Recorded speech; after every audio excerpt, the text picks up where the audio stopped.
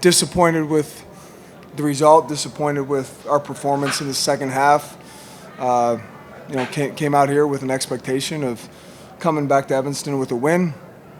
I think some of the things that we saw in the first half are evident of things that we're going to be required to win this football game in terms of establishing the line of scrimmage, controlling the football when we had it offensively, and extending drives.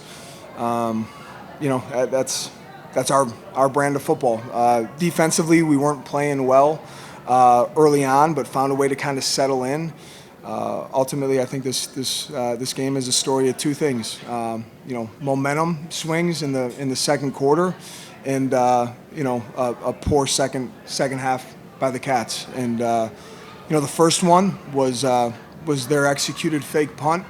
I don't think Coach Riley has faked a punt since 2017, and ultimately, it 100% falls on me. It's a lesson learned. One of their backup quarterbacks, number 7, was wearing number 80, the same number as their punter. Did not show up on the roster online, hadn't shown up anywhere else, but they did legally submit that. Was on the game day roster that was here present at the Coliseum. And the lesson I've learned in that for the rest of my career is when we arrive at a facility, we will go over that with a fine-tooth comb and look for any of those potential issues. If we knew that their backup quarterback was in the game in that situation, we either would have been in safe or would have called the timeout. But a credit to Coach Riley and his staff, creative design, well executed, huge momentum at that point in the game. And then ultimately, Najee Story makes an unbelievable pick and is busting his butt to try and go score a touchdown. Ultimately gets fumbled out of the back of the end zone. We got to do a better job on defense of just taking a breath, playing the next play. Their next play is an explosive run that ends up leading to a touchdown. 14-point swing at that juncture in the football game was critical, and then ultimately just could never get back into a rhythm. Moved the ball offensively, but had a chance to turn it into a one-score game, had to end up kicking a field goal. But defensively, we were just on our heels and out of sorts the entire second half. Coach, first drive of the third quarter, you get to a 4th and 3. You call a timeout at that punt. Describe what went into that decision to punt, or why you would call a timeout. Yeah, we shouldn't have called a timeout. Preston ultimately, we know our 4th down go scenarios there.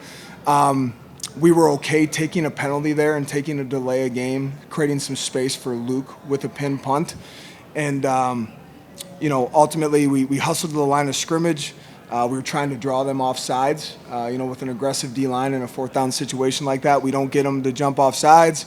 We're just, hey, okay, we're going to let this run down. We're going to take the penalty, give ourselves a little bit more space on the pin punt. And, ultimately, Preston ended up calling a timeout. So it should not have been a timeout. We should have taken 5 yards and executed the punt. A couple follow-ups there. One, maybe this is an obvious question, but how does miscommunication with an experienced quarterback like Preston, how does that happen? Ultimately, I got coached a player on my belt. I should have simply made it very clear to him. It's a communication from the sideline that is a freeze cadence. We're going through our operation. He checks the sideline. If we call a play from there, we're going to call a play. Again, I'm not going to put it on Preston. I should have got in his earpiece well before the 15-second cutoff and told him, hey, man, we're going to take a delay a game here. Another follow-up there is, what went into the decision for that to be a punt? You have a 4th and 3 opportunity. You're in USC territory. That was the last time you had the ball within one score. Frankly, why isn't that a go-for-it situation? Yeah, because at the end of the day, it's still a one-score game at that point. Field position's critical against a team like USC. They started the ball with the 10-yard line, and defensively, we got to get ourselves a 3 and out and create good field position back for our offense. But 4th and short, feel really, really good about those go situations. A 4th and 3 still just being a one-score game. I feel good about our decision to punt there. Sorry, I know this is a follow-up, but again, respectfully, if you're not going for a 4th and 3, 3rd and 10, what's the look they're calling the draw? Can you repeat the question, Matt? You're at a 3rd and 10. If the 4th and 3 is a no-go, what is the thought process on They are really good, in their 3rd and long stuff. I mean, some of the best personnel pass rushers in the country. we knew that in third and long, like part of the game plan, Matt, was like we can't get ourselves into 3rd and 10, 3rd and 11, 3rd and 12. Like we got to do a better job on 1st and 2nd down in that scenario. And ultimately, I think it was a good play call. It got us to 4th and whatever it did.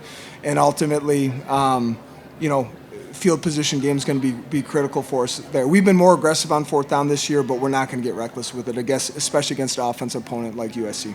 And the Najee interception and fumble, that's you said it's a huge swing point in the game.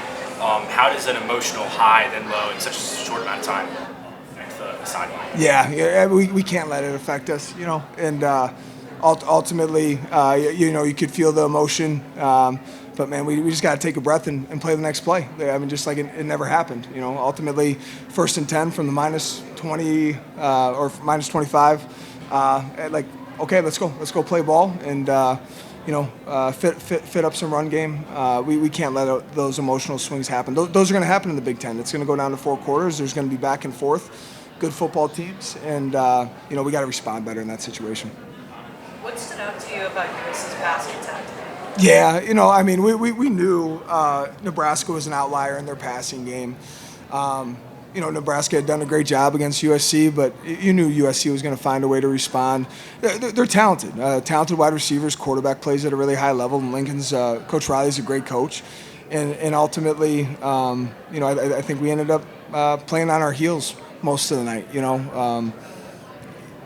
He did a good job of finding open wide receivers. They dialed up a couple creative plays, whether it be double passes or some hands and go stuff. But then there's just some flat out times that we got to do a better job of, winning one-on-one matchups and at times finding opportunities to be more aggressive and playing some more man coverage. Also, for the exact game, right? There's the second USC drive. There's kind of like, I don't want to say it's a swing, it's kind of like a pop-up kick on the kickoff. They return into the USC 42. We talked about the value of field position. What was the thought process on that kick? What was that supposed to do? Yeah, no, to take you through the whole piece of it, number 6, who's been their punt returner all year, they put back as a kickoff returner for this game, one of the most dangerous guys in the Big Ten. Ultimately, we kick our first kickoff to the right away from them. We knew that if they did that, they would then stack their returners, 44 and number 6, and felt like there was a void behind number 51, that if we could pop it up like 5-10 yards behind 51, we could get the ball on the ground, get them scrambling a little bit. Ultimately, Nicky's done a great job for us as a true freshman at that kicking position. Hit it a little bit lighter than he would have liked to. That ball's got to travel 5 to 10 yards further, and if it does, we got exactly what we want. That was not the intent of that call. Finishing drives with touchdowns has been a point of emphasis for you. First half started with success. How do you evaluate your team's success there, and then shifting towards the second half? Yeah, ultimately, it'll be good to go back and evaluate the sequencing there. But Zach knew that we had 4 downs down there, and ultimately with a loss in the situation, we made the decision to take the points, get it to a 10-point game, still with the 4th quarter, hoping to get a stop and get ourselves back in a situation that 2 touchdowns wins us the game. Really excited about where we're at in the first half. I think ultimately the things that factored in the second half were when we were playing from behind against a team like USC. We got out of rhythm a little bit and weren't able to run the ball as effectively as we had in the first half. All right, thanks, Coach. Thanks. Preston, looks like there was a miscommunication between you and Coach on that 4th and 3. Were you able to call it out? Can you just kind of walk through what your process was in that play? Yeah, I take responsibility for that miscommunication. That's a scenario we've gone over in meetings and practice, and definitely should have called a timeout there. And then just, when you get to that point, 4th and 3 at the USC 44, were you looking at potentially going for it there? I was just going to execute whatever coach called. Obviously, as a quarterback, you always want to go for it on 4th down. But at the same time, if we choose the punt, I've got full confidence in our defense to get the ball back. Further, started the game off strong, 2 touchdowns, and it seemed like the USC's defense really settled in. What sort of things do you see from them that made it different? I feel like they played a pretty sound defense. throughout the game, and I think our guys did a good job of taking advantage of one-on-one opportunities. We started off really fast, and we got to sustain that for four quarters. Without Joe today, he took on a bigger role in the receiving game. What was your approach to having more usage in that aspect? Just stepping up. It's always a next man up mentality. So doing what I have to do to benefit us as a team, whether that be receiving, rushing, blocking, really just that. Preston had a big win for kind of good backs or short passes. What did USC do to take away some of the explosive passing plays? Yeah, I mean, part of the game plan was getting the ball out quick. We knew once we got one-on-one opportunities in space, we were going to be able to be efficient. And Ricky did a great job of making a play when we needed it. It looks like they're about to get pick six, forcing the fumble. Just what was that swing of emotions like watching that sequence unfold? I feel like that's just part of the game of football. So we just really got to focus on the next play.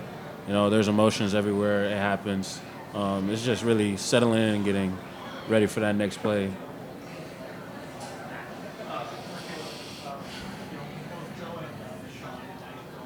When did you kind of know that would be the case? What was it like to be out there for all this kind of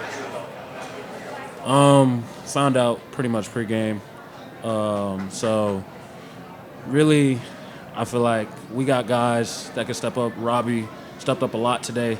So I felt like we just continue to do what we do, continue to put in the work and practice, whether who's running the ball, catching the ball. I feel like we were going to be successful. I don't know if difficult is the right word, but it's been kind of very complex. Guys fighting those stuff. What has it been like for you to go from the start of the season where you're one of the younger players in the rotation with Cam Jones, and now you're the older player in the game like this as the new veteran? Just that next man up mentality that Coach Braun always preaches. So I've just been working. The opportunity presented itself, so it's just taking advantage of that.